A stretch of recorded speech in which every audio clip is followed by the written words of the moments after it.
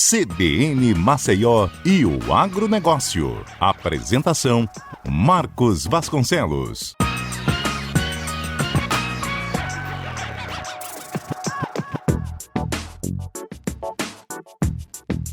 Olá, bom dia! Hoje é sábado, 11 de março de 2023 e está no ar o seu programa CBN Agro Maceió, um programa destinado a você homem do campo, a você mulher do campo, levando informações das novas tecnologias, essas tecnologias que estão sendo utilizadas para melhorar o desempenho na agricultura e pecuária. E aqui você vai ficar por dentro dos preços das principais commodities no mercado. CBN Agro. E a nossa conversa de hoje vai ser com o supervisor de inovação e tecnologia da Embrapa Alimentos e Territórios, o zootecnista e graduado em gastronomia, o Aloísio Goulart. E a gente vai conversar sobre Projeto Paisagens Alimentares. Lembrando que você pode escutar o programa ao vivo na internet no site cbnmaceió.com.br. Você vai lá no player. E para ouvir o programa na íntegra, você acessa também o site cbnmaceió.com.br, vai em vídeos e procura CBN Agro Maceió. Fique sempre bem informado sobre o mundo agro, ouvindo o CBN Agro todo sábado, das 9 às 10 da manhã. Você, inclusive, pode mandar sugestões de entrevistas e também tirar suas dúvidas. Você pode fazer isso enviando uma mensagem de texto e voz para o nosso WhatsApp. 999214266, que será abordado nos programas seguintes. CBN Agro. E vamos aos destaques de hoje.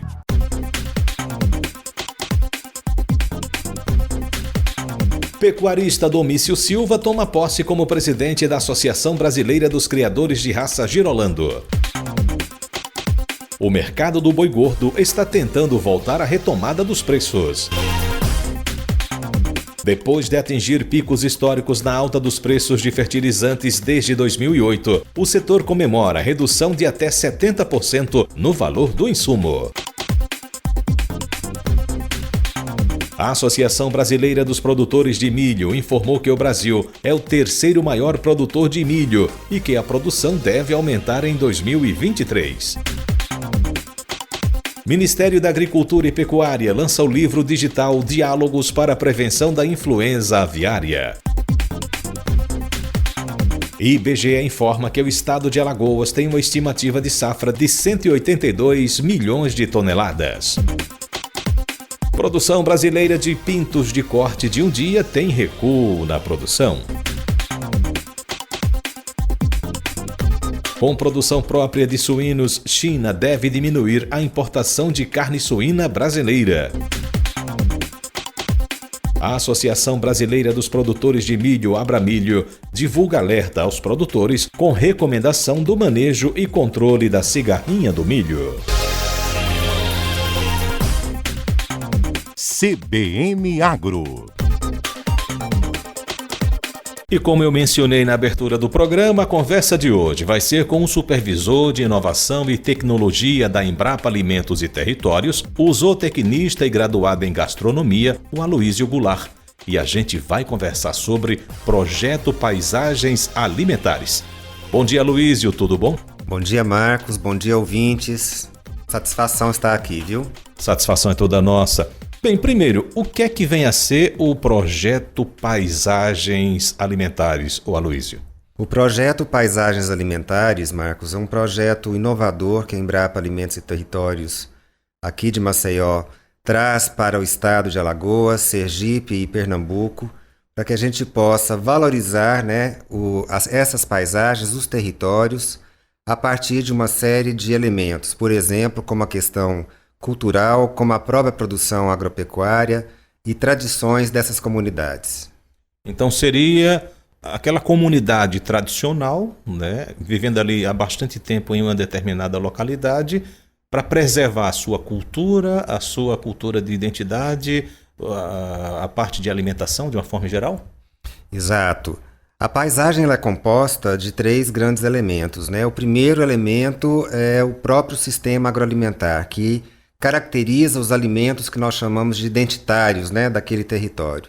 Depois, o próprio território, que tem em seu contexto uma dinâmica de construção que é causada por uma série de elementos, por exemplo, chegada de questões de construções, né, imobiliárias, a chegada da própria mudança do padrão de produção agrícola, como nós temos a cana-de-açúcar aqui, e a própria paisagem em si, que também recebe influência da mão do homem ao longo do tempo. E a ideia então seria manter essa comunidade preservando toda a sua tradição, a sua cultura, né, sem ter essa invasão, de uma forma geral, do homem em busca desse progresso. Na verdade, além disso que você disse, é criar uma forma de conservação pelo uso, que nós chamamos, né?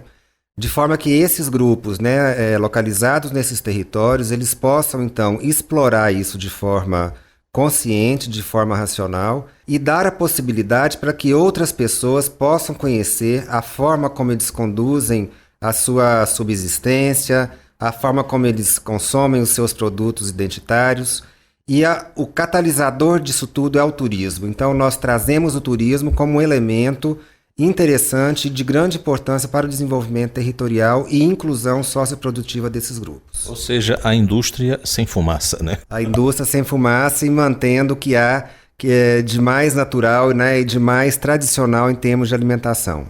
Quantas comunidades estão classificadas nesse projeto Paisagens Alimentares? Olha, a equipe da Embrapa fez uma primeira fase do projeto ao longo de 2022 da pesquisa exploratória, né? Nós visitamos mais de 12 experiências nesses 3 estados que eu mencionei e, a partir de alguns critérios, nós selecionamos 2 experiências em Alagoas, 2 experiências em Sergipe e uma em Pernambuco.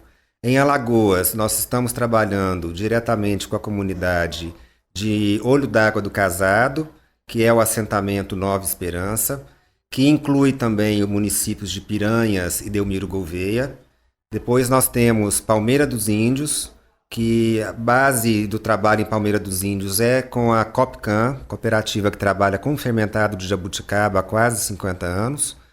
Em Sergipe nós temos o caso das Catadoras de Mangaba, na divisa com a Bahia, em Mangue Seco, que também são marisqueiras.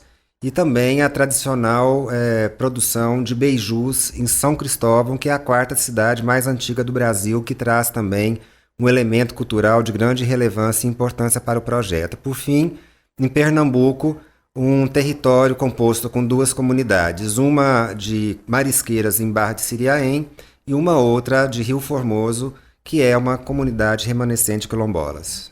Existe a possibilidade de a gente ter mais comunidades aqui no estado de Alagoas, incluída nesse projeto Paisagens Alimentares? Estão pesquisando sobre isso? Sim, nesse momento, logicamente, todo projeto tem um orçamento definido e um prazo, muitas vezes, muito estreito para a gente conseguir desenvolver as atividades. Nós estamos, então, trabalhando essas 5 experiências como um piloto, no sentido de poder replicar essa experiência não só em Alagoas, mas em qualquer parte do Brasil no futuro breve. E como foi para a comunidade receber essa proposta? Olha, vamos trabalhar com você justamente o que você tem, o que vocês praticam, né, já é da cultura de vocês. Foi muito gratificante mesmo porque essas comunidades sempre buscam muitas oportunidades nesse sentido. E quando nós trazemos, junto com a questão da agricultura, o turismo, aliás, fazendo um parênteses, Marcos, a agricultura ela tem várias funções, né? Uma das lógicas desse projeto é a multifuncionalidade da agricultura. E, portanto, uma dessas funções é promover o lazer dessas áreas, é manter o tecido social e cultural dessas áreas rurais. Então, foi nesse sentido que nós trouxemos o projeto para essas comunidades. E elas nos receberam muito bem, foram muito bem esclarecidas sobre o que é o projeto. Algumas dessas comunidades são comunidades tradicionais e a Embrapa, logicamente, está trabalhando com todo cuidado para que a gente possa ter as intervenções de uma forma muito participativa e muito conversada com todos esses grupos. Então a ideia não é que seja, olha, vocês vão abandonar a parte da agricultura, né? Ou se tiver pecuária, alguma coisa com relação ao extrativismo, mas é agregar, olha, vocês continuem com a agricultura, com essa tradição de vocês, agora agregando também ao turismo. Exato, e isso vem numa tendência muito forte do pós-pandemia, né? Após a pandemia, o turista tem procurado mais fazer o turismo de quintal, vamos dizer assim, né? O turismo próximo da sua residência, aquele turismo de final de semana.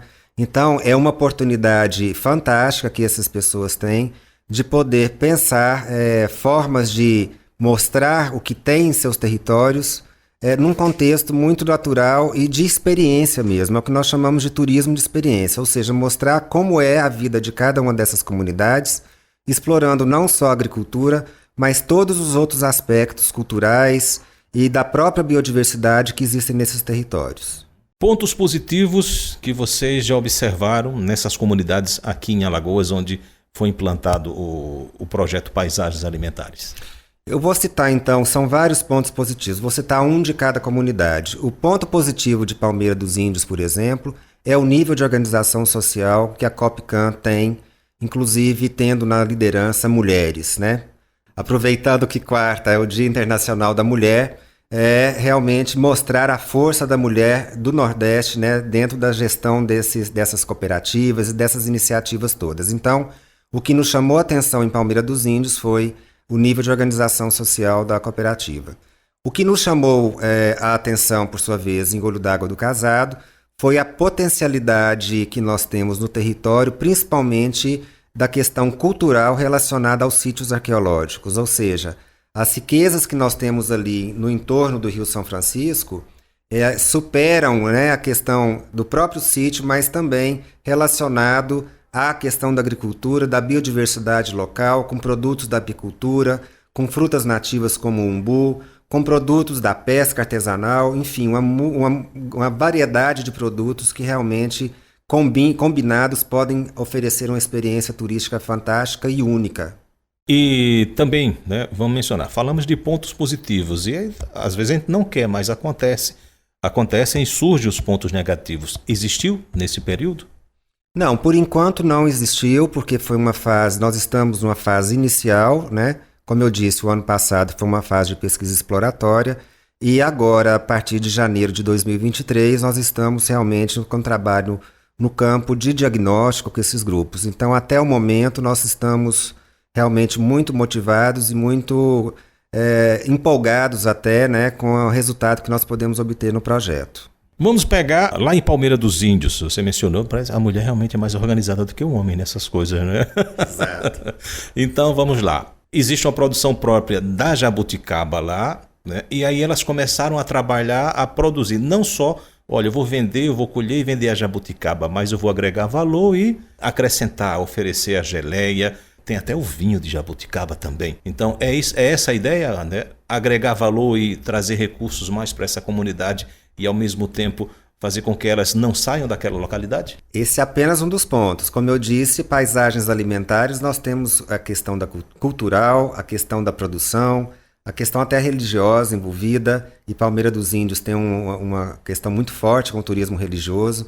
Então, quando nós falamos em valorização da paisagem alimentar, nós estamos valorizando todos esses elementos, desde o produto da agroindústria da Copcam, por exemplo, como você mencionou, que é o fermentado de jabuticaba, como o saber fazer desse grupo, tá muito importante dentro do projeto, esse tipo de elemento, como manifestações culturais que nós tenhamos ali naquela região, questão do turismo religioso. Veja que o vinho é importantíssimo, né, na questão do catolicismo, né, nos ritos, né, nos rituais, e lá o vinho de jabuticaba talvez possa ter também algum tipo de uso para algum tipo de rito religioso. Enfim, temos também a comunidade indígena naquela localidade que nós não podemos deixar de mencionar, que tem uma questão importantíssima da formação daquele contexto, daquele território, logicamente influenciando, inclusive, a dieta alimentar daquele grupo, né? Então, tudo isso são elementos que, somados, nos ajudam a construir uma história, uma narrativa que seja única para o turista. Então, esse projeto Paisagens Alimentares não é um projeto pequeno, né? Ele é um macro projeto que envolve, inclusive, o gestor municipal e até mesmo o gestor estadual, seria prefeito e governador. Sem dúvida, uma das etapas do projeto é um momento em que nós vamos construir de forma coletiva e quando eu digo coletiva, não só com os atores locais, mas com o trade turístico, com o governo nas esferas municipal, federal e estadual, no modelo de governança sustentável.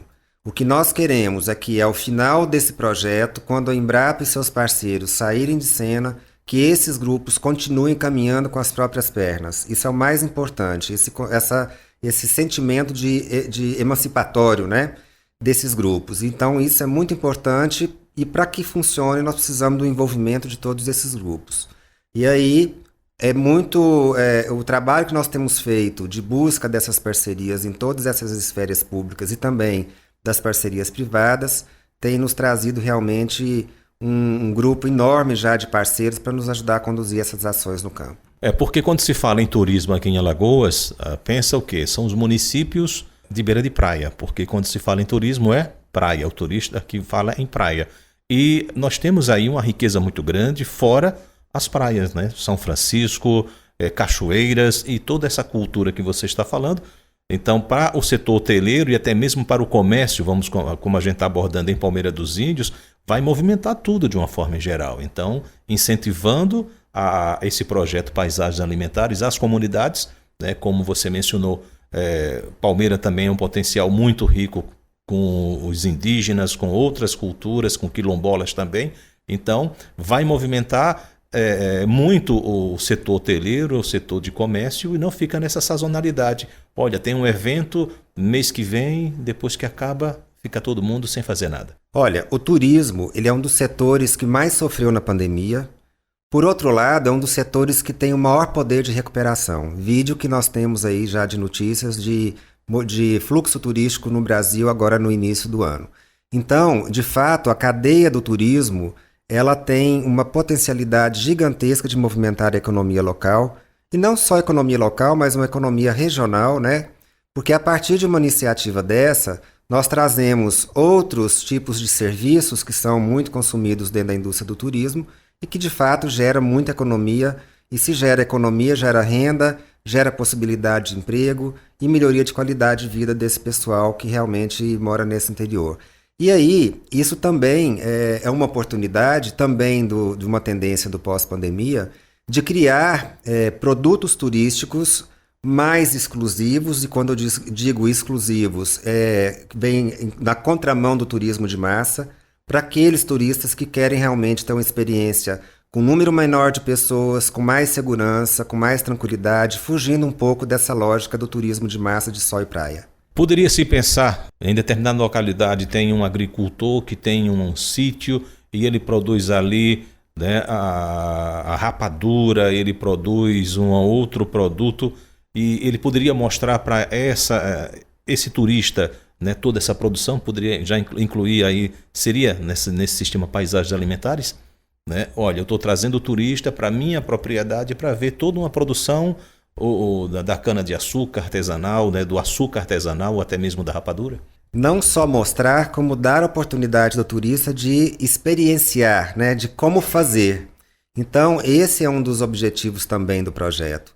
Então, como é feito o vinho de jabuticaba? Eu posso ajudar a macerar essa jabuticaba com as próprias mãos, né? Era isso que eu ia perguntar. Quando a gente vai para a região de Gramado, Caxias do Sul, né? Aí a gente é até incentivado até em pisar, ficar lá pisando lá na uva. Exatamente. Outra coisa, a experiência maravilhosa. Imagina só, no grupo das catadoras de mangaba em Sergipe, aprender a pescar o aratu. Elas têm cantigas próprias, né? É uma coisa realmente muito diferenciada. As beijuzeiras, como nós temos as boleiras aqui em Alagoas, como é que eu vou fazer um beiju, como é que eu vou fazer um mal casado, como é que eu vou fazer... Enfim, tem colocar a mão na massa, eu acho que vai ser o grande diferencial, né, desses produtos turísticos que esses grupos podem oferecer aos turistas. Bem, de repente está ouvindo a gente algum secretário de cultura, ou até mesmo secretário de indústria e comércio, ou até mesmo um prefeito ou governador do estado. Ficou interessado? Como é que faz para manter contato com vocês? E olha, eu quero abraçar essa ideia, eu quero abraçar esse projeto. Eu sei que é um projeto piloto, mas vamos tentar fazer esse projeto um pouquinho mais macro? Vamos, nós precisamos realmente, primeiro, aprender com né, nesse momento, para que a gente possa, numa próxima etapa, ampliar isso para outros municípios, para outras regiões, naturalmente com o apoio de todas essas iniciativas que já existem tanto no setor público quanto privado. E, de fato, se a gente puder unir forças para construir uma rede, né, local, regional, para poder ampliar esse tipo de experiência, é o nosso maior desejo. E que não só tem essas comunidades, tem muitas comunidades que podem ficar aí aguardando a ampliação desse projeto. Mas veja bem, viu, Marcos? Um dos pontos, veja que eu te falei anteriormente, que nós avaliamos em torno de 12 experiências para poder escolher 5. As comunidades que tiverem interesse, acima de tudo, eles têm que fazer uma coisa que é o primeiro critério e que é ponto de corte, que é organização social. A Embrapa trabalha com coletividades, né?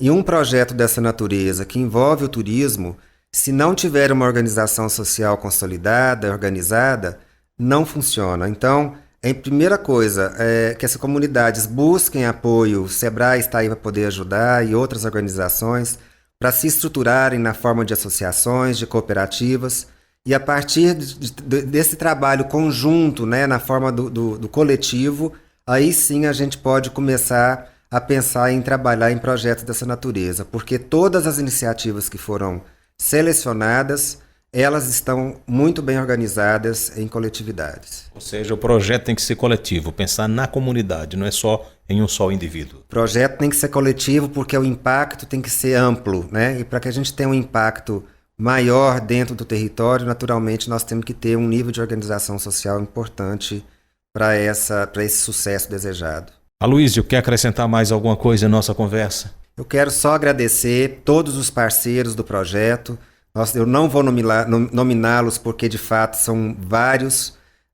Nós temos parceiros aqui do governo, do estado, parceiros desses municípios todos, das instituições de ensino, de outras instituições de pesquisa também que estão nos apoiando e, logicamente, dos principais atores que são essas cooperativas, essas associações que estão nesses territórios, que nos abriram as portas para que a gente pudesse, então, colaborar de alguma forma com a nossa experiência, né, de pesquisa e desenvolvimento de soluções tecnológicas da Embrapa. Muito obrigado, viu, Marcos, pela oportunidade também de trazer essa informação para os seus ouvintes. Eu é que agradeço. E só acrescentando, né, lembrando que, olha, a Embrapa, ela chega para ajudar a organizar e depois ela não fica.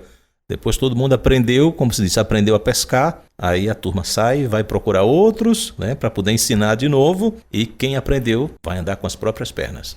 Exatamente. Essa é a forma da gente trabalhar e eu tenho dito muito para os grupos que nós temos trabalhado, que também valorize essas oportunidades, porque existem outras dezenas de comunidades que gostariam de ter a mesma oportunidade, mas nós precisamos trabalhar com compromisso um do outro, né? A Embrapa com compromisso de fazer o melhor que puder e esses grupos também com compromisso também de fazer a parte deles, porque se cada um fizer muito bem a sua parte, certamente nós vamos ter um sucesso espetacular em iniciativas desse tipo. Ok, então, Aloísio, um bom dia para você, tudo de bom para toda a equipe, tá certo? Conversei então com o supervisor de inovação e tecnologia da Embrapa Alimentos e Territórios, o zootecnista e graduado em gastronomia, o Aloísio Goulart. E a gente conversou sobre o projeto Paisagens Alimentares. Já pensou? Já imaginou aí, né, sendo implantado aí em cada comunidade esse projeto?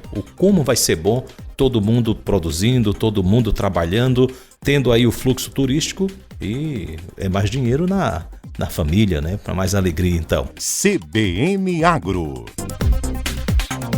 Lembrando que você pode escutar o programa ao vivo na internet e no site cbnmaceió.com.br. Vai lá no player. E para ouvir o programa na íntegra, você acessa também no site cbnmaceió.com.br, vai em vídeos e procura CBN Agro Maceió. Fique sempre bem informado sobre o mundo agro ouvindo o CBN Agro, todo sábado das 9 às 10 da manhã. Você, inclusive, pode mandar sugestões de entrevistas e também tirar suas dúvidas. Você pode fazer isso enviando uma mensagem de texto e voz para o nosso WhatsApp. 999214266, que será abordado nos programas seguintes.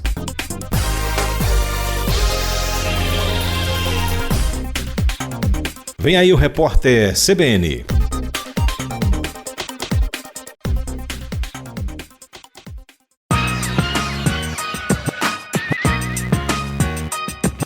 CBN Maceió e o agronegócio. Apresentação: Marcos Vasconcelos.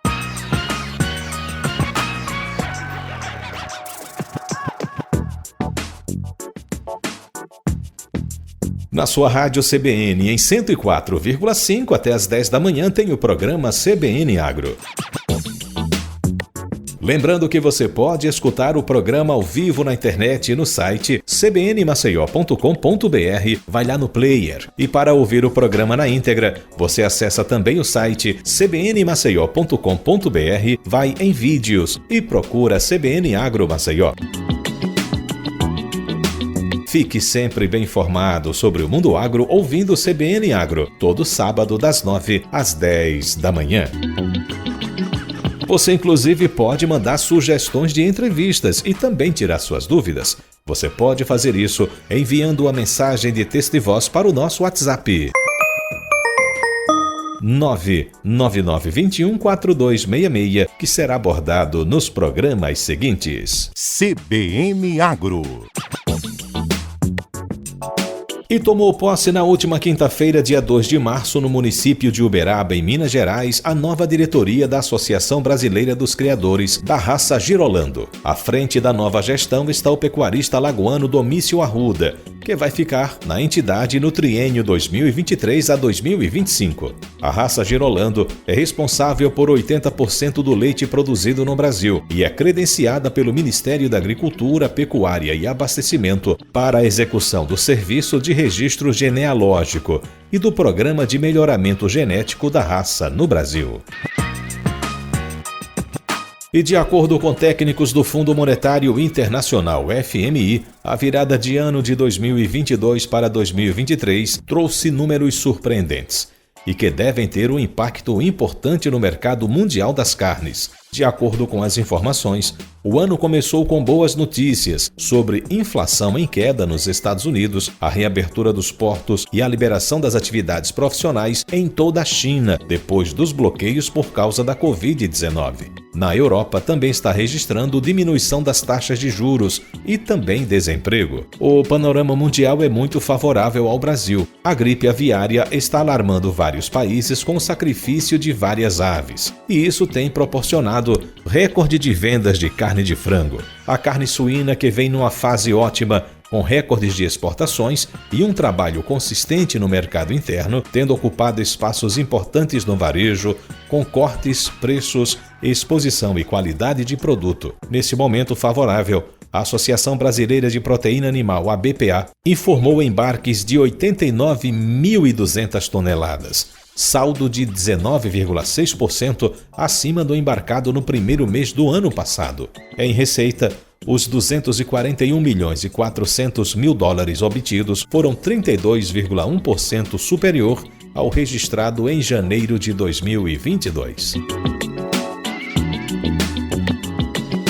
E o mercado do boi gordo está tentando voltar à retomada dos preços. Os frigoríficos ficaram de fora na abertura do mercado após o carnaval. Na semana passada, alguns frigoríficos ofereceram entre R$ 250 e R$ 277 a arroba, o que desestimulou o pecuarista. O grande entrave é com relação a esse caso que foi diagnosticado da vaca louca em uma propriedade no Pará em apenas um animal. O resultado já saiu, deu positivo. E o Brasil vai ficar no mínimo 100 dias sem exportar carne para a China, e essa produção será revertida para o mercado interno, forçando aí a diminuição ainda mais do preço da arroba do boi para o abate.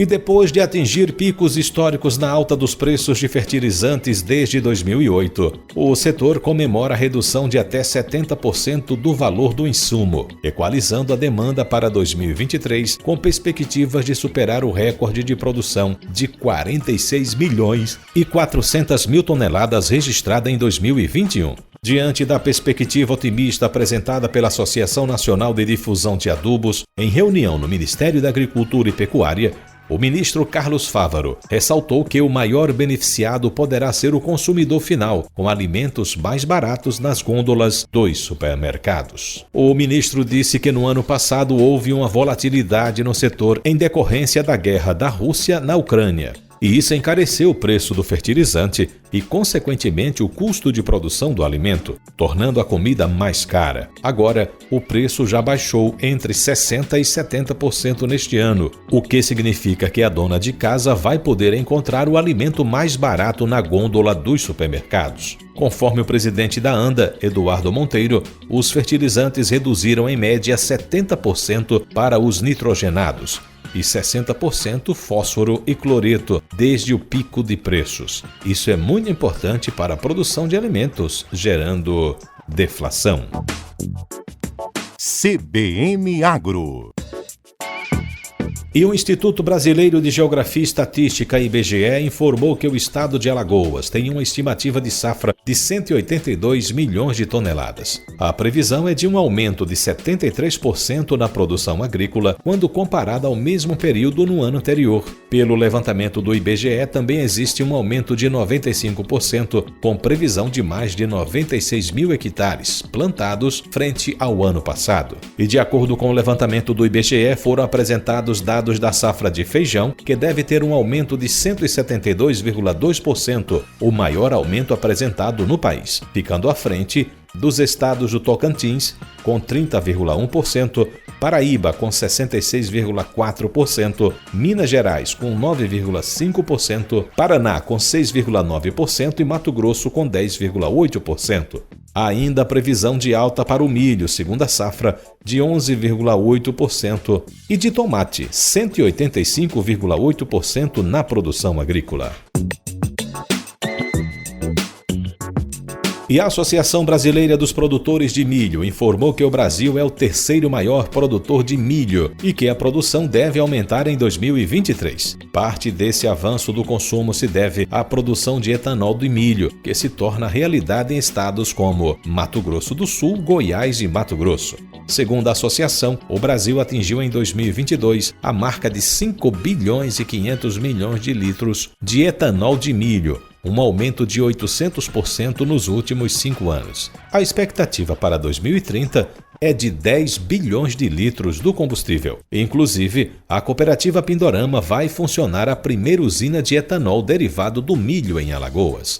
O Brasil vai se tornar líder das exportações nesta safra 2022-2023, ainda que produza apenas 10% de todo o milho do mundo. Mas, internamente, acontecerá uma revolução no consumo do cereal, com previsão de valorização, muito devido ao etanol de milho, que deve abrir oportunidades para os produtores rurais. Ainda que a produção de pintos de corte tenha registrado aumento de quase 3% de novembro para dezembro de 2022, em termos de produção diária, recuou cerca de 0,5%, pois dezembro tem um dia a mais. E isso se refletiu na oferta aparente de aves prontas para o abate 42 dias depois dos primeiros alojamentos. Mas a queda foi mínima. Assim, se entre meados de dezembro e os primeiros dias de janeiro, a oferta aparente diária girou em torno dos 19 milhões e 300 mil cabeças, a partir daí até as 2 primeiras semanas de fevereiro, ficou um pouco mais de 19 milhões e 200 mil cabeças dia, uma queda de 0,41%. Em ambos os casos, foi o volume excessivo para o momento. O início de ano, ocasião em que o consumo refletiu naturalmente devido sobretudo às férias de parte da população e à interrupção do ano letivo. E isso se refletiu nos preços alcançados pelo frango abatido, tanto que, mesmo com as exportações em alta, foram mais de 400 mil toneladas e um recorde histórico para o mês de janeiro. As cotações do produto, já em queda desde praticamente o mês de novembro, retrocederam ainda mais, caindo aos níveis de março do ano passado. Embora parciais, o retorno da população à rotina diária e o reinício das férias voltaram a aquecer o mercado ainda no final de janeiro e a propiciar recuperação de preços. Porém, no final do primeiro decêndio de janeiro, os preços médios registrados continuavam nominalmente nos mesmos níveis do primeiro decêndio de março de 2022. E a China está retomando a produção de suínos, e isso tem causado uma dependência menor cada vez mais da importação da carne suína brasileira. O Brasil é o principal exportador de carne suína para a China e cada vez mais está havendo uma diminuição nas exportações. Só para se ter uma ideia, a participação na China no total embarcado de carne suína pelo Brasil atingia pouco menos de 25% em 2018. E 2 anos depois evoluiu para 51%. A partir de então, vem mostrando redução na participação, retrocedendo para 41% no ano passado. E isso pode representar uma perda muito grande para os produtores, mas para o mercado interno pode haver uma diminuição nos custos, proporcionando aos consumidores brasileiros ter a carne suína com preço mais baixo. E a Associação Brasileira dos Produtores de Milho, Abramilho, divulgou um alerta aos produtores com recomendações de manejo e controle da cigarrinha do milho, desde a entre-safra até a pós-colheita, para minimizar os prejuízos. Apesar de ser uma praga comum nas lavouras brasileiras, a cigarrinha do milho tornou-se uma ameaça apenas nos últimos anos, causando prejuízo inestimável e constante preocupação aos produtores. O manejo preventivo é essencial no controle da praga. Dentro do manejo integrado de pragas, a adoção do controle biológico, junto a defensivos químicos, para o manejo de cigarrinha, tem crescido ano após ano, e o uso de produtos à base de fungos entomopatogênicos tem demonstrado excelentes resultados com alta eficiência em campo. E o Ministério da Agricultura e Pecuária lançou o livro digital Diálogos para a Prevenção da Influenza Aviária, como parte da campanha Influenza Aviária. Aqui não. O e-book, que agrega vídeos, mensagens de voz, de textos e infográficos, deve ser utilizado em projetos de atividades educativas e permite que seu conteúdo seja replicado nas mídias sociais, aplicativos de mensagens eletrônicas ou mesmo impresso.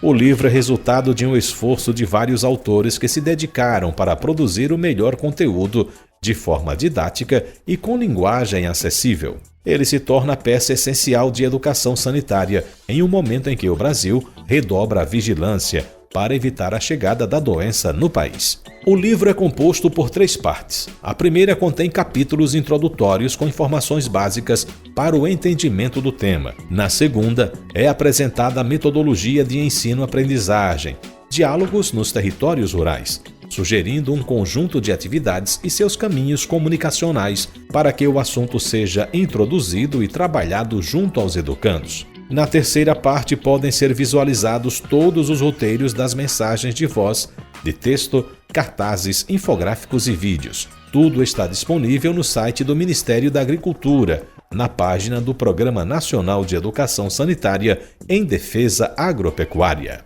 Já foram confirmados casos na Argentina e no Uruguai. A influenza aviária já está presente também na Bolívia, Peru, Colômbia, Venezuela, Chile e Equador. O Brasil lidera a exportação mundial de carne de frango e responde por 35% desse mercado. É também o 6º maior produtor de ovos. E de acordo com dados da Associação Brasileira de Proteína Animal, cada brasileiro consome 257 ovos por ano, conforme levantamento setorial realizado em 2021. A influenza aviária, também conhecida como gripe aviária, é uma doença muito contagiosa, provocada por um vírus, e que pode afetar a saúde de aves domésticas e silvestres. Não há risco de contaminação pelo consumo da carne ou de ovos. Até este momento, o vírus mais infeccioso e letal, chamado de alta patogenicidade, ainda não foi detectado no Brasil. Nas aves, a doença afeta grande quantidade de animais e provoca mortalidade elevada. Os principais sinais clínicos observados são falta de coordenação motora, torcicolo, dificuldade em respirar e intensa diarreia.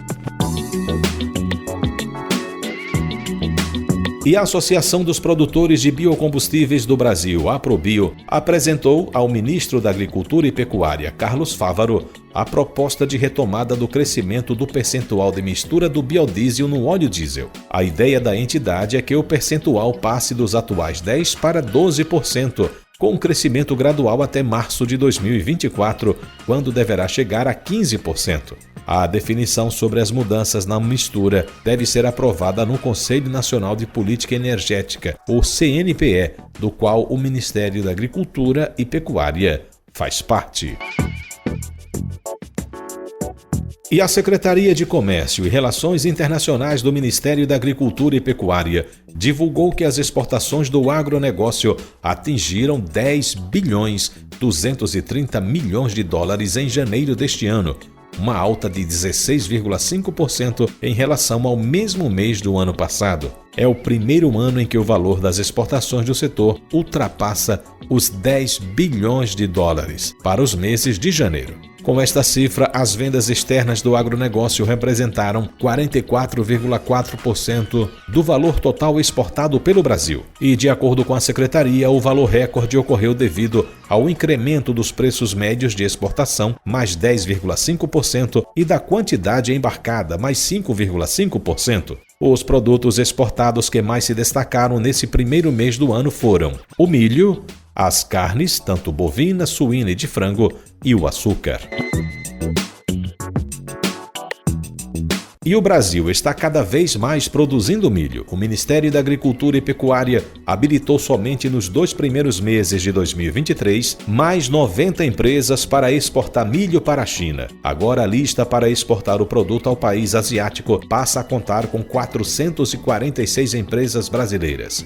A perspectiva para este ano é de recorde nas exportações de milho brasileiras, com possibilidade do Brasil ultrapassar as exportações de milho dos Estados Unidos. Segundo os dados do Ministério do Desenvolvimento, Indústria, Comércio e Serviços, em janeiro deste ano, as exportações de milho brasileiras subiram 167% em relação ao mesmo mês do ano passado, com o país asiático absorvendo 15% da oferta brasileira. Até o ano passado, os maiores compradores de milho do Brasil foram Irã, Japão, Espanha e Egito.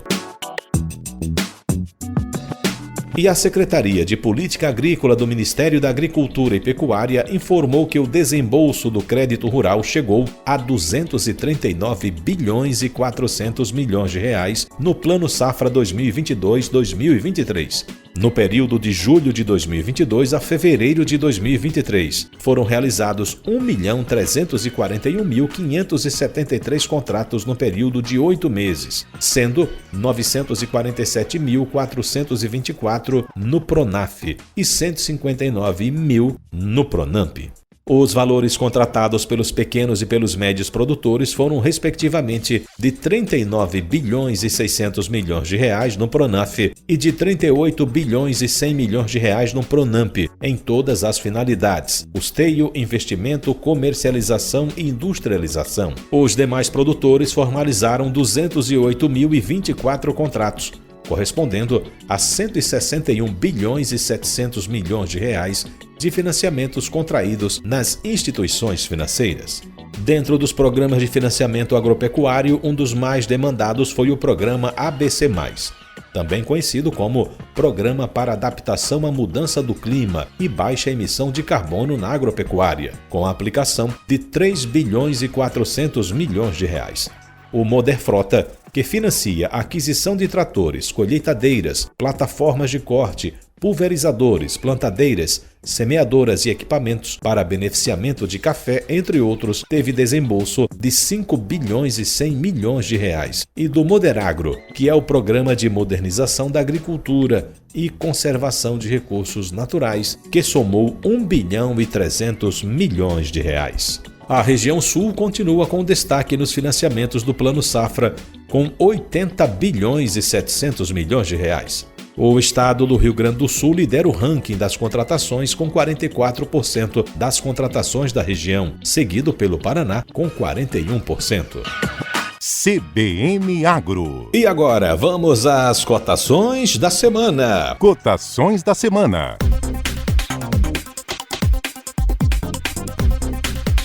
As cotações dessa semana publicadas no site do Sistema FAEL.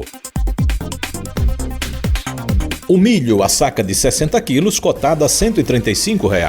O farelo de soja, saca de 50 quilos, R$ 167. Farelo de algodão, saca de 50 quilos, R$ 125. A mamona grão, saca de 60 quilos, R$ 205. O algodão caroço, saca de 30 quilos, R$ 73. Sementes certificadas, o quilo, R$ 20. O coco, o quilo, R$ 2 o preço mínimo e R$ 2,50 o preço máximo. Já o boi gordo, arroba, preço mínimo de R$ 280, preço máximo de R$ 300. A novilha para abate, arroba, preço mínimo de R$ 280, preço máximo de R$ 300. A novilha para cria, arroba, preço mínimo de R$ 290, preço máximo de R$ 310. O porco, arroba, preço mínimo de R$ 215, preço máximo de R$ 220. A vaca, arroba, R$ 280. Ovo extra, caixa com 30 dúzias, R$ 195.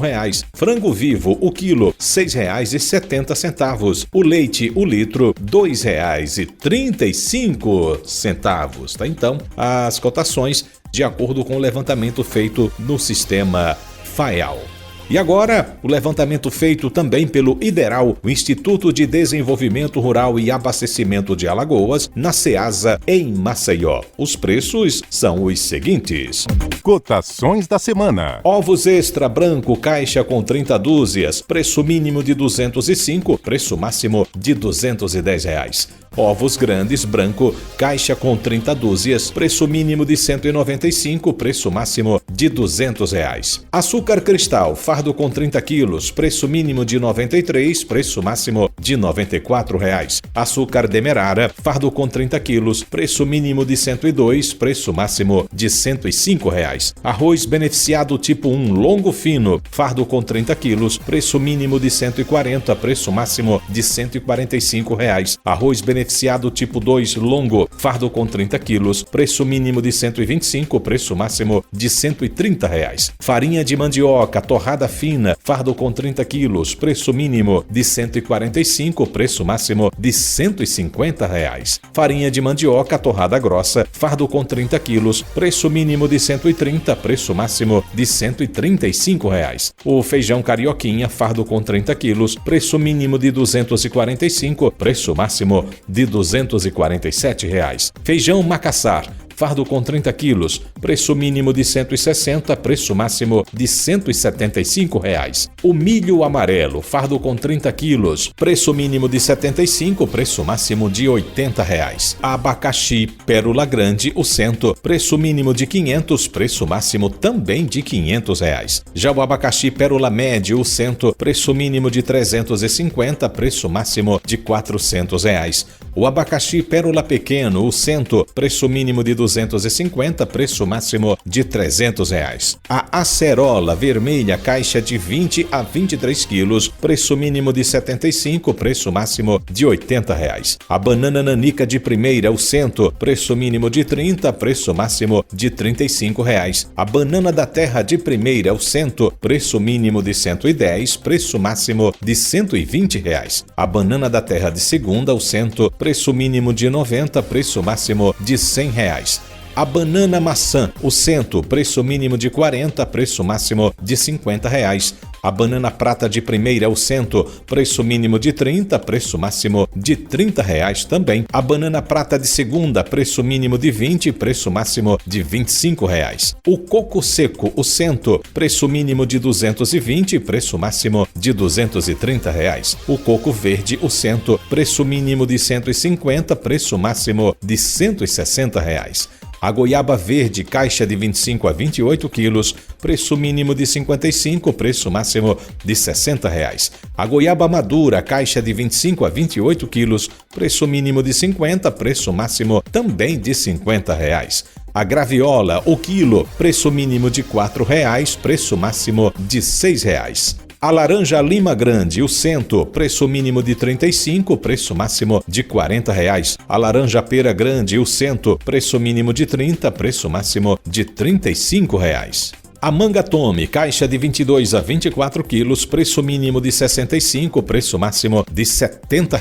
O mamão Havaí, o quilo, preço mínimo de R$ 4, preço máximo de R$ 4,50. O mamão Formosa, o quilo, preço mínimo de R$ 2,50, preço máximo de R$ 3. O maracujá azedo, caixa de 15 a 18 quilos, preço mínimo de 90, preço máximo de R$100. O melão amarelo, o quilo, preço mínimo de R$2,25, preço máximo de R$2,50. A melancia Red, o quilo, R$1,25, preço mínimo, e R$1,50, o preço máximo. A abóbora cabocla, o quilo, R$2 o preço mínimo e R$2,25 o preço máximo. A abóbora leite, o quilo, R$2,25 o preço mínimo e R$2,50 o preço máximo. A macaxeira, caixa com 25 quilos, preço mínimo de R$65, preço máximo de R$70. Alface lisa com 12 pés, preço mínimo de 12, preço máximo também de R$12. O coentro molho de 8 a 10 quilos, preço mínimo de 30, preço máximo de R$35. A couve folha, o quilo, preço mínimo de R$4,50, preço máximo de R$5. O chuchu de 15 a 18 quilos, 50 unidades mais ou menos, preço mínimo de 30, preço máximo de R$35. O inhame da costa, 15 quilos, preço mínimo de R$150, preço máximo de R$16. O pepino, o quilo, preço mínimo de 2, preço máximo de R$2,25. O pimentão, o especial verde, caixa de 12 a 14 quilos, preço mínimo de 50, preço máximo de R$55. O quiabo comercial, o quilo, R$7 o preço mínimo e R$8 o preço máximo. O repolho híbrido, o quilo, R$2 o preço mínimo e R$2,50 o preço máximo. A cebolinha, o molho, que é o quilo, R$4 o preço mínimo e R$5 o preço máximo. O feijão verde com casca, o quilo, R$5 o preço mínimo e R$5,50 o preço máximo. O milho verde, 50 espigas, preço mínimo de 40, preço máximo de R$45. Tá então para você o levantamento feito, as cotações do Instituto de Desenvolvimento Rural e Abastecimento de Alagoas, o IDERAL, os preços praticados na Ceasa em Maceió. E chegamos ao final de mais um CBN Agro, produção e apresentação de Marcos Vasconcelos. Lembrando que você pode escutar o programa ao vivo na internet no site cbnmaceió.com.br, você vai lá no player. E para ouvir o programa na íntegra, você acessa também o site cbnmaceió.com.br, vai em vídeos e procura CBN Agro Maceió.